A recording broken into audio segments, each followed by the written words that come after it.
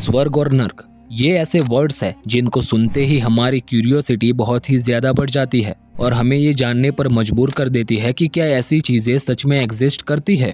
क्योंकि साइंस ने तो साफ तौर पर बता दिया है कि उन्हें इसकी एग्जिस्टेंस के कोई भी सबूत नहीं मिले। लेकिन सवाल ये भी आता है कि साइंस ये भी साबित नहीं कर पाए कि ये एग्जिस्ट नहीं करते। तो अगर हम हिंदू वेद और पुराणों को डिटेल में स्टडी करेंगे तो हमें ये जानने को मिलेगा कि उसमें ये भी बताया गया है कि पृथ्वी से स्वर्गलोक किस डायरेक्शन में आया है। तो क्या हम पृथ्वी से स्वर्गलोक तक की दूरी को नाप सकते हैं? क्या सच में स्वर्गलोक एग्जिस्ट करता है या फिर साइंस सही है? चलिए आज के वीडियो में जानते हैं।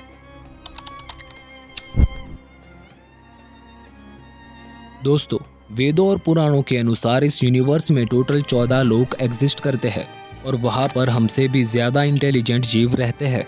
इन 14 लोकों में से 7 लोक पृथ्वी के नॉर्दर्न सेलेस्टियल पार्ट में आए हैं और 7 लोक पृथ्वी के साउथ सेलेस्टियल पार्ट में आए हैं।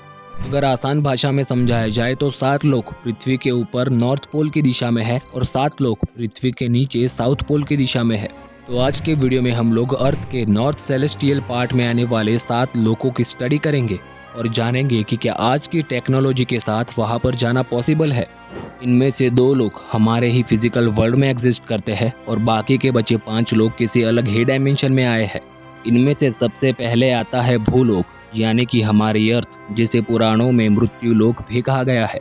अब शायद मुझे मृत्यु लोक के बारे में समझाने की ज़रूरत नहीं है क्योंकि आप अर्थ के बारे में अच्छे तरीके से जानते हैं, लेकिन फिर भी आपकी जानकारी के लिए बता दूं कि पुराणों के अनुसार जीवन और मृत्यु के चक्र में फंसने वाली आत्माएं एक फिजिकल बॉडी के फॉर्म में यहाँ पर जन्म लेती है।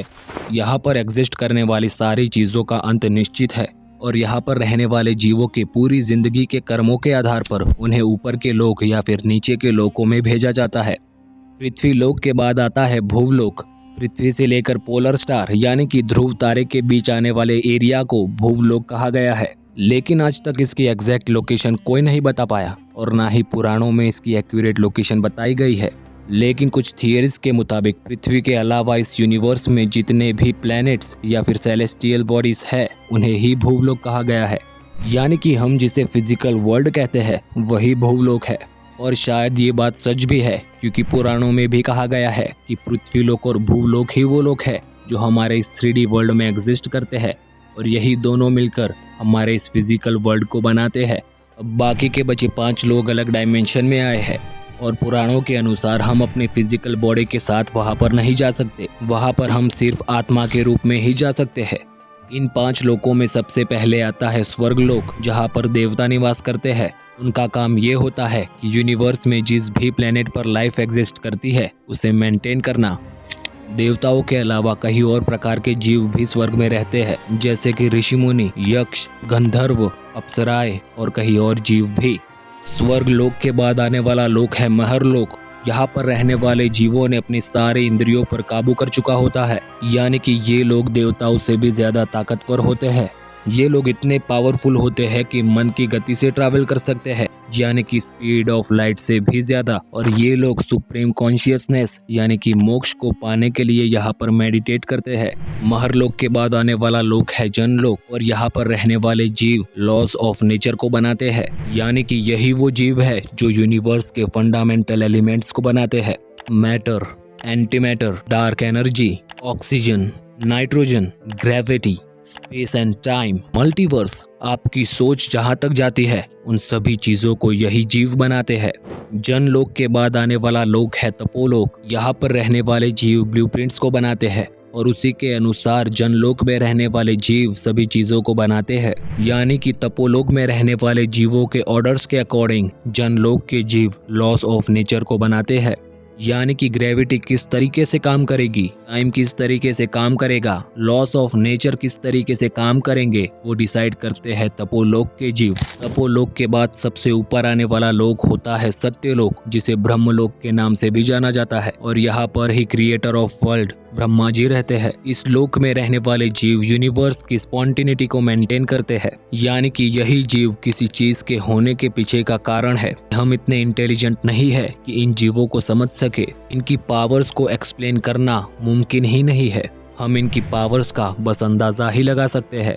वैसे पुराणों के अनुसार सत्यलोक से भी ऊपर एक लोक आता है जिसे वैकुंठ धाम के नाम से जाना जाता है। सत्यलोक और वैकुंठ धाम में रहने वाली आत्माएं सुप्रीम कॉन्शियसनेस यानी कि मोक्ष को हासिल कर लेती है। तो ये थे इन 14 लोकों की पूरी एक्सप्लेनेशन। और अब हम लोग जानते हैं कि क्या पृथ्वी से स्वर्गलोक या फिर दूसरे लोक तक का डिस्टेंस मेजर करना पॉसिबल है। जैसे कि हमने पहले जान लिया कि पृथ्वीलोक और भूलोक हमारे इस 3D वर्ल्ड में एग्जिस्ट करते हैं और बाकी के 5 लोग एक अलग डायमेंशन में। अगर हम आज की टेक्नोलॉजी को देखें तो हम लोग इतने काबिल नहीं है कि हम अपने डायमेंशन से किसी और डायमेंशन में ट्रैवल कर सके। तो शायद स्वर्गलोक या फिर बाकी के 4 लोकों में आज की टेक्नोलॉजी के साथ जाना पॉसिबल नहीं है। अगर हम बात करें डिस्टेंस की तो हम किसी भी 2 फिजिकल ऑब्जेक्ट्स के बीच का डिस्टेंस मेजर कर सकते हैं, लेकिन पुराणों के अनुसार स्वर्गलोक हमारे पृथ्वी के जैसे फिजिकल फॉर्म में एग्जिस्ट नहीं करता, और अगर करता भी है तो वो किसी अलग ही डायमेंशन में है। और जैसा कि हमने पहले बताया कि हम 2 डायमेंशंस के बीच का डिस्टेंस मेजर करने के लिए भी कैपेबल नहीं है, लेकिन दूसरे डायमेंशन में जो 5 लोग एग्जिस्ट करते हैं उनके बीच की दूरी को पुराणों में बताया गया है। तो पुराणों के अनुसार स्वर्ग लोक से महरलोक के बीच 4 करोड़ योजन का डिस्टेंस है। महरलोक से जनलोक के बीच 8 करोड़ योजन का डिस्टेंस है। जनलोक से तपोलोक के बीच भी 8 करोड़ योजन का डिस्टेंस है। तपोलोक से ब्रह्मलोक के बीच 12 करोड़ योजन का डिस्टेंस है। अगर हम इस डिस्टेंस को किलोमीटर में कन्वर्ट करेंगे तो हमें योजन को भी किलोमीटर में कन्वर्ट करना पड़ेगा, लेकिन आज के टाइम में योजन की किलोमीटर में बहुत सारी वैल्यूज है, लेकिन ज्यादातर लोग 12.8 किलोमीटर को एक योजन की एक्यूरेट वैल्यू मानते हैं। सो इस इंफॉर्मेशन से आप कैलकुलेट कर सकते हैं कि इन सभी लोगों के बीच का डिस्टेंस कितना है।